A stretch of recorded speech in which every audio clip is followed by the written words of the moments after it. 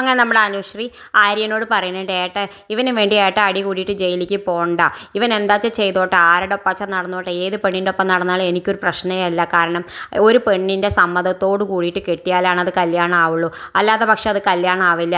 എൻ്റെ സമ്മതത്തോട് കൂടിയിട്ടല്ല അവൻ താലി കെട്ടിയിട്ട്, ഞാൻ സ്വയം കെട്ടിയതാണ്, അവനോടുള്ള പ്രതികാരം തീർക്കാൻ വേണ്ടിയിട്ട് മാത്രം ഞാൻ കെട്ടിയതാണ്, അതുകൊണ്ട് ഇതൊരു കല്യാണമായിട്ട് ഞാൻ കൂട്ടിയിട്ടേ ഇല്ല എന്ന് പറയുന്നുണ്ട്. എല്ലാവരും ഇതൊക്കെ കേൾക്കുമ്പോൾ ഞെട്ടുന്നുണ്ട്. ആ സമയത്ത് നമ്മുടെ ഗോമതി പറയുന്നുണ്ട്, നീ ഞങ്ങളെ സമാധാനിപ്പിക്കാൻ വേണ്ടി പറയല്ലേ ചോദിക്കണ്ടേ, അല്ല അമ്മേ, ഞാൻ പറയണതൊക്കെ സത്യമാണെന്ന് പറയുന്നുണ്ട്. എന്തായാലും പിന്നെ അവൾ അമ്മമ്മോട് പറയുന്നുണ്ട്, അമ്മമ്മേ ഞങ്ങളുടെ കല്യാണം യഥാർത്ഥത്തിൽ നടന്ന കല്യാണം അല്ല, അത് വെറും ഒരു അഭിനയ കല്യാണമാണെന്നൊക്കെ പറയുന്നുണ്ട്. എല്ലാവരും ഇതൊക്കെ കേൾക്കുമ്പോൾ ഞെട്ടുന്നുണ്ട്. എന്തായാലും എല്ലാവരും തമ്മിലല്ലാതെ പിന്നെ എല്ലാവരും വീട്ടിലേക്ക് പോകേണ്ട. ആ സമയത്ത് നമ്മുടെ ആകാശ് പറയുന്നുണ്ട്, ഇപ്പം അനുശ്രീ എല്ലാം തുറന്ന് പറഞ്ഞ സ്ഥിതിക്ക് നമുക്ക് അനുശ്രീ ഇങ്ങോട്ട് കൊണ്ടുവരും, ഇനി അവൾ ആ വീട്ടിൽ കഴിയുന്നത് അവൾക്ക് അപകടമാണ്, അവൾ എല്ലാവരും എന്ത് ചെയ്യാനും മടിക്കില്ല എന്നൊക്കെ പറയുന്നുണ്ട്. എന്തായാലും നമ്മൾ അപ്പുറത്താണെങ്കിൽ നമ്മൾ അനുശ്രീയോട് എല്ലാവരും അവിടെ നിന്ന് ചോദ്യം ചോദിക്കുന്നുണ്ട്, എന്താ സംഭവിച്ചത്, സത്യത്തിൽ എന്താ സംഭവിച്ചതെന്നൊക്കെ ചോദിക്കുന്നുണ്ട്.